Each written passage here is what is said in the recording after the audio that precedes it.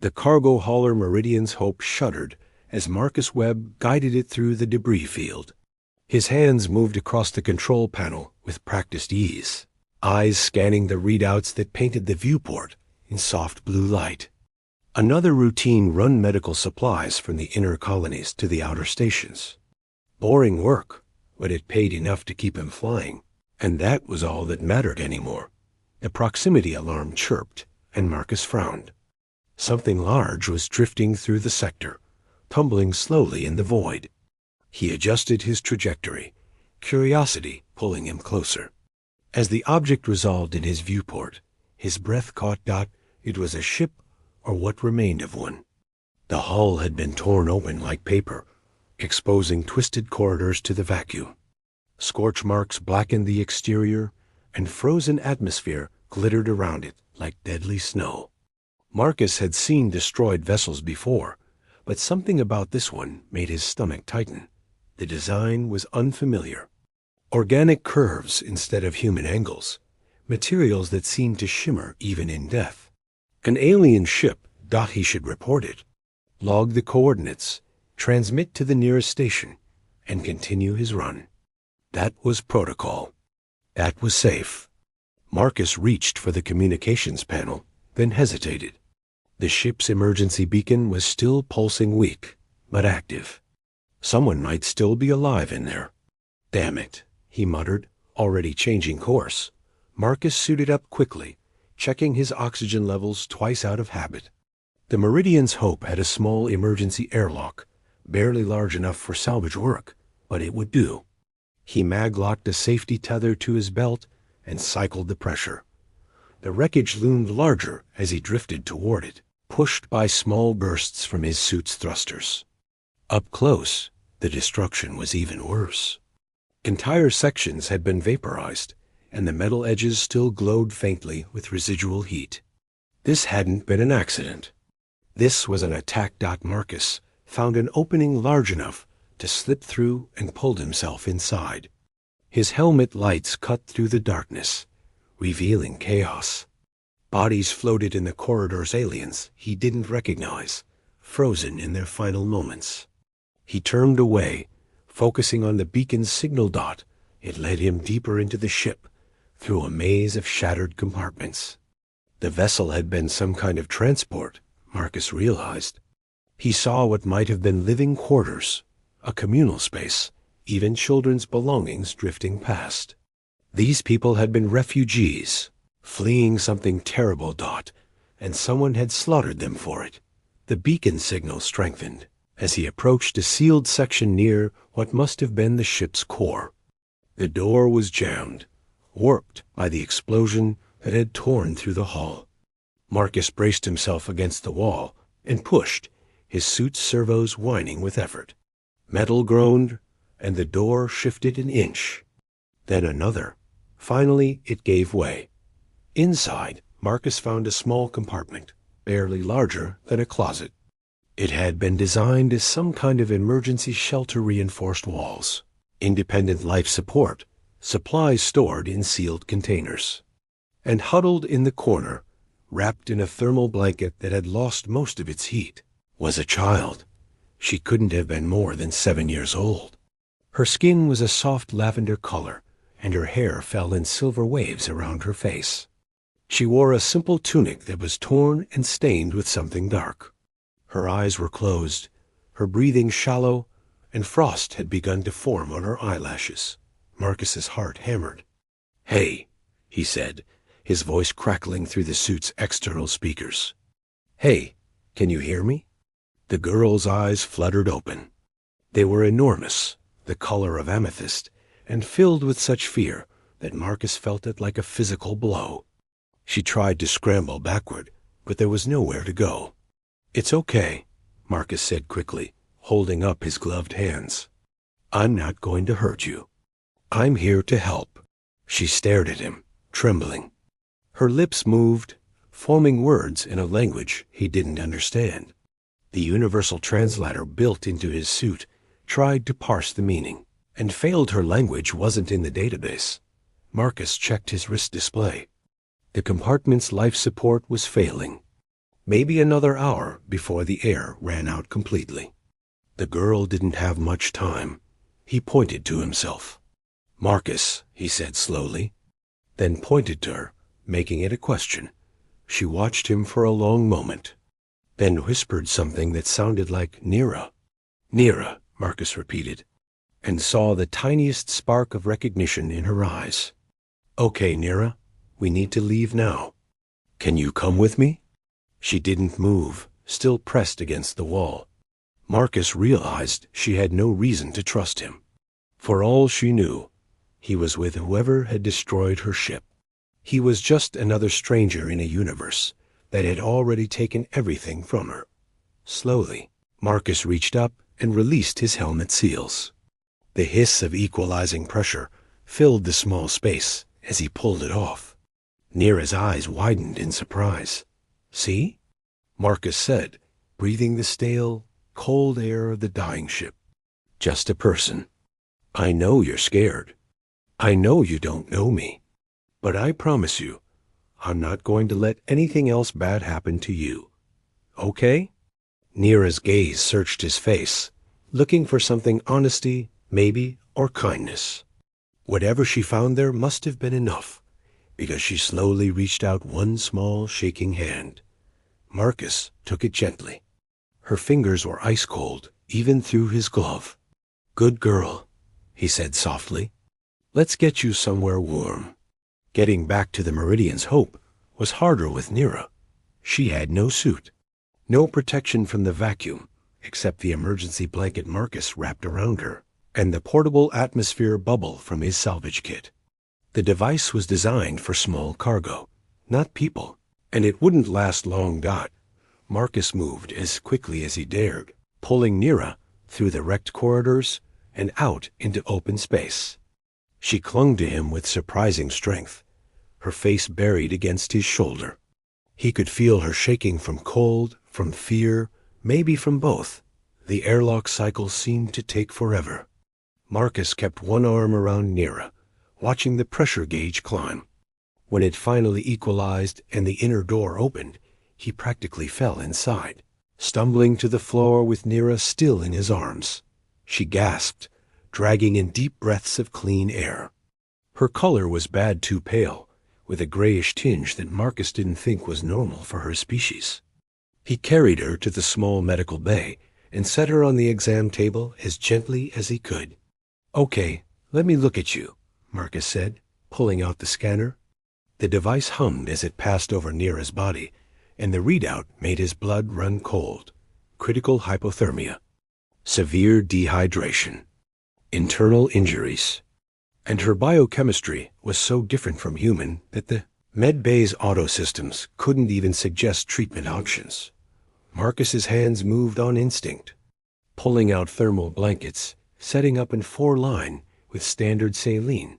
It probably wouldn't help much, but it was better than nothing. He wrapped Nira in layers of warmth and adjusted the bay's temperature as high as it would go. She watched him work with those huge amethyst eyes, so trusting despite everything. When he brushed the hair from her forehead, she leaned into his touch like a flower seeking sunlight. "You're going to be okay," Marcus told her, even though he wasn't sure it was true. "I've got you now." Nira's lips moved, and this time the translator caught a word. "Stay." Marcus felt something crack open in his chest. He'd been alone for 3 years, ever since his wife had died. He'd convinced himself that he preferred it that way. No attachments, no pain. Just the black and the stars and the silence of space. But looking at this small, broken girl who had survived the unsurvivable, who had every reason to give up, but was still fighting, Marcus felt something he'd thought was dead wake up inside him. "Yeah," he said, taking her small hand in his. "I'll stay." The medical bay's systems beeped a warning. Nira's vital signs were dropping. Marcus's mind raced. The nearest station was 8 hours away, and he had no way of knowing if they'd even help an alien child. The interstellar accord was supposed to guarantee aid to all sentient beings, but reality was messier than law. He needed someone who dealt in the gray spaces between legal and illegal. Someone who asked questions second and acted first. Marcus pulled out his personal communicator and scrolled through a list of contacts he hadn't touched in years. He stopped on one name, Dahlia Rivers. They'd worked together once, years ago, before Marcus had gone legitimate. Dahlia was a smuggler, a dealer in things that couldn't or shouldn't be moved through proper channels. She had no morals to speak of, but she had resources, and she paid her debts. Marcus hesitated only a moment before hitting the call button. The line crackled with static, then connected. "Well, well," a woman's voice drawled. "Marcus Webb, I thought you'd died boring somewhere. I need your help, Dahlia. That's what everyone says right before they owe me money. I'm serious. I have an alien child, critically injured. Her biology is off spec for anything in my medbay. I need specialized supplies, and I need them now." There was a pause. "You're joking. Do I sound like I'm joking?" Another pause, longer this time. "Marcus, do you have any idea what you're getting into? If the authorities find out you're harboring an undocumented alien, I don't care about the authorities. Can you help or not?" He heard Dahlia sigh. "Send me your coordinates. I'll see what I can do. But Marcus, this is going to cost you. And I'm not just talking about money."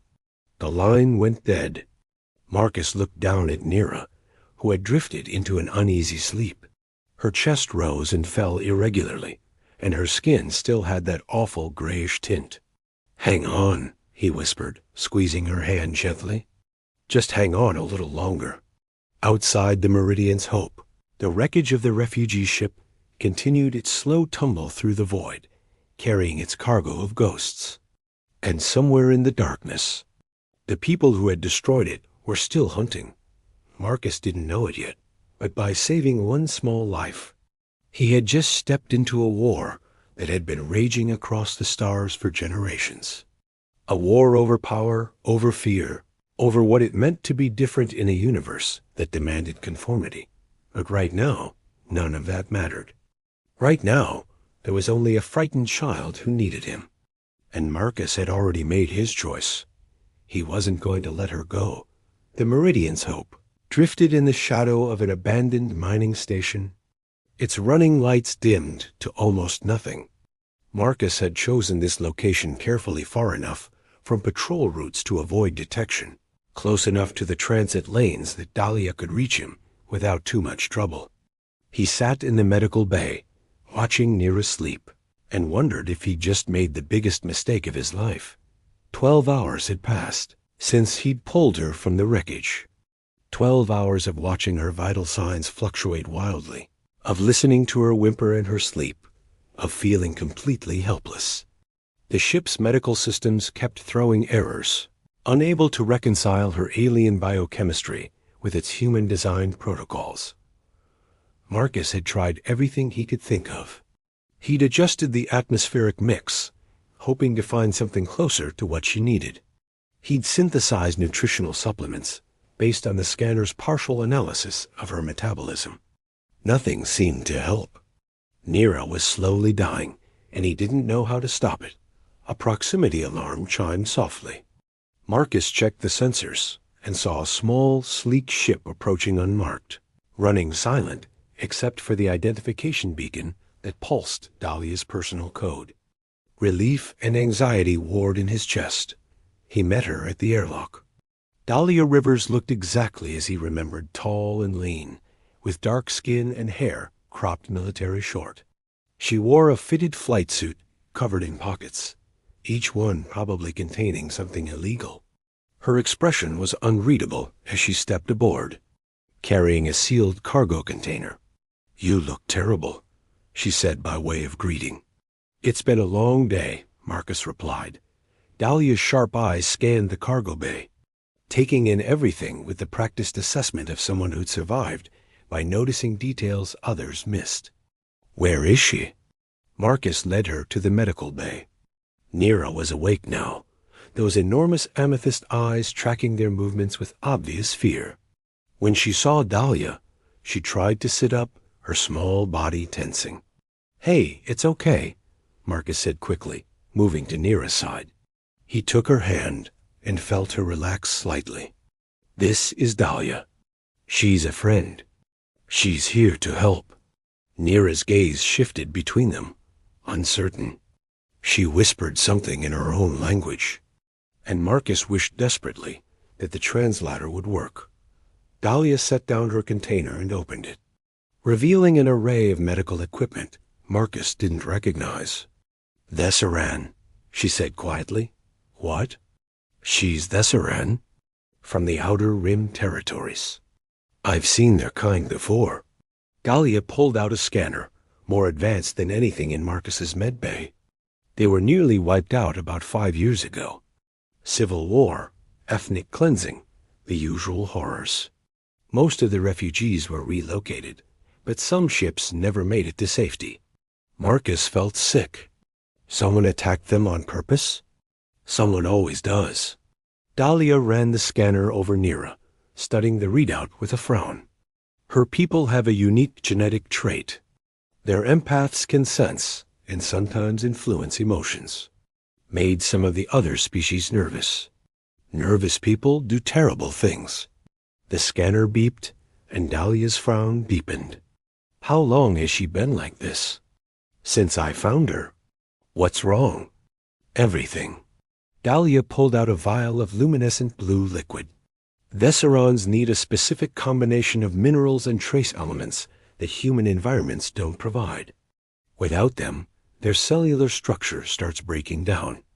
She's maybe 3 days from complete organ failure." The words hit Marcus like a physical blow. 3 days. He'd known it was bad, but hearing it stated so clinically made it real in a way that terrified him. "Can you fix it?" His voice came out rough. Dahlia looked at him for a long moment. "Maybe. But Marcus, you need to understand what you're doing here. If the station authorities find out you're harboring an undocumented alien, especially a Thessaran, you'll lose your license. Probably due time. And if the wrong people find out, the ones who attacked her ship, they'll come for her. They'll come through you to get to her. I don't care." "You should." Marcus met her gaze steadily. "I found her alone in the dark, surrounded by her dead family. She was terrified and freezing and dying, and she still trusted me enough to take my hand. How am I supposed to just walk away from that?" Dahlia shook her head, but Marcus saw something soften in her expression. "You always were too decent for this universe." She turned back to Nira, her movements becoming brisk and professional. "All right. Let's save your little stray." Over the next hour, Dahlia worked methodically. She set up in 4-drip with the blue solution, explaining that it contained synthesized Thessaran-compatible nutrients. She applied dermal patches to Nira's arms and neck, each one releasing time-delayed medications. She adjusted the med bay's atmospheric controls, adding trace gases that Marcus's systems couldn't even identify. Through it all, Nira watched with frightened eyes. But whenever Marcus squeezed her hand or spoke softly to her, she calmed. It was like she could sense his intentions, his desire to help. Maybe she could, if Dahlia was right about the empathy. Finally, Dahlia stepped back. "That's all I can do for now. The next 12 hours are critical. If her body accepts the treatment, she'll stabilize. If not, double quotes, she didn't finish the sentence." "Thank you," Marcus said quietly. "Don't thank me yet. We still need to figure out what you're going to do with her long term. You can't keep her on your cargo hauler forever." Marcus hadn't let himself think that far ahead. One problem at a time. Dahlia packed up her equipment, then paused. "Marcus, there's something else you should know. The ship that attacked the Thessaran transport, I heard rumors before I came here. It wasn't pirates or raiders. It was a coordinated strike by the Syndicate." The name made Marcus's blood run cold. The Syndicate wasn't just a criminal organization. It was a shadow government that operated across a dozen systems, dealing in everything from weapons to slaves to genetic materials. They had resources that rivaled legitimate governments and absolutely no conscience. Why would the syndicate care about refugees? Because Thessaron empaths aren't just useful for reading emotions. The really powerful ones can influence neural chemistry, rewrite memories, even break psychological conditioning.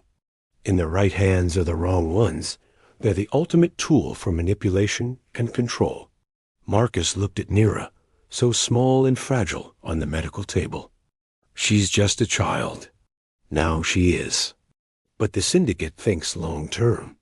They're probably hunting down every surviving Thessaron, either to kill them or to collect them for later use. Dahlia's expression was grim. If they tracked that refugee ship here, they'll be looking for survivors. You need to disappear, Marcus. Take her somewhere remote and stay hidden until she's strong enough to defend herself.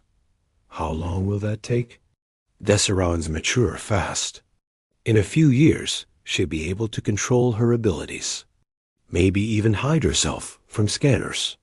But until then, she's vulnerable. You both are. Marcus nodded slowly, his mind already racing through possibilities. He had some savings, enough to buy supplies and fuel. There were frontier colonies that didn't ask too many questions, places where an extra person or two wouldn't be noticed. But that meant abandoning everything he'd built. His roots, his reputation, his life. He looked at Nira again and found her watching him. Even weakened and afraid, there was something remarkable about her, a strength that had nothing to do with physical power. She had survived when everyone around her had died.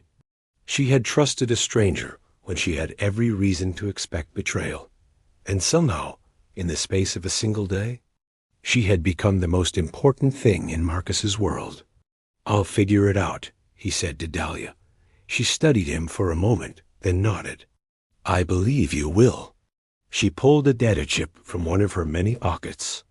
"This has everything you need: medical protocols, dietary requirements, information about Thessaron development stages. And Marcus? Be careful who you trust.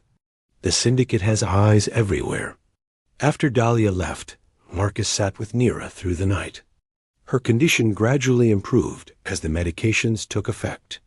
The grayish tint faded from her skin, and her breathing became deeper, more regular. Once she opened her eyes and smiled at him, a tiny tentative expression that made his chest ache. "Rest," he told her gently. "You're safe now." She whispered something, and this time the translator caught it. "Promise?" Marcus thought about everything Dahlia had said. The syndicate, the danger, the years of running that stretched ahead of them. The smart thing would be to lie, to offer false comfort. But looking into those trusting eyes, Marcus found he couldn't do it. "I promise I'll do everything I can," he said. "And I won't give up on you. That's a promise I can keep." Nira seemed to understand. Her hand tightened on his, and she drifted back to sleep with a peacefulness she hadn't shown before. Marcus pulled up the data Dahlia had given him and started reading. There was so much to learn about Thessaron biology, culture, language, psychology. It was overwhelming, but he absorbed every word with focused intensity. One section caught his attention: Thessaron bonding practices. Apparently, their children formed intense emotional attachments to primary caregivers, especially in times of trauma. These bonds were neurologically significant, affecting brain development and the eventual manifestation of empathic abilities.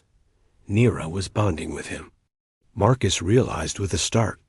He wasn't just saving her life, he was becoming her family. The weight of that responsibility should have terrified him. Instead, Marcus felt something like peace settle over him. He'd spent 3 years drifting through space, going through the motions of living without really being alive. Working, sleeping, existing in the hollow space his wife's death had left behind. But sitting here with Nira's small hand in his, reading about how to care for her, planning a future that included protecting this child at all costs. Marcus felt purpose again. He felt needed. He felt alive. The medical bay's lights dimmed automatically as the ship's systems shifted to night cycle.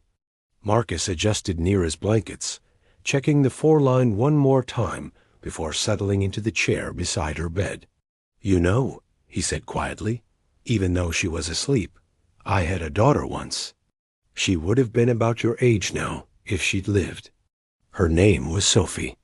It was the first time Marcus had spoken about Sophie in years. The pain was still there, sharp and familiar, but softer somehow. Not forgotten, but not consuming him anymore. "She had your smile," Marcus continued. "That little shy one, like you're not sure if it's okay to be happy. I used to tell her stories before bed. Maybe when you're feeling better, I'll tell you some. Would you like that?" Neera stirred in her sleep, her face turning toward his voice. Marcus took it as a yes. "Okay then. It's a deal." He leaned back, exhaustion finally catching up with him. "Sleep well, little one. Tomorrow we start figuring out the rest." As Marcus's eyes drifted closed, he didn't see the shadow that passed across his cockpit viewport. He didn't notice the small probe that had been silently scanning his ship for the past hour, recording every detail dot, and he didn't know that 3 systems away, in a command center that officially didn't exist, someone was watching the footage with great interest. The hunt had begun.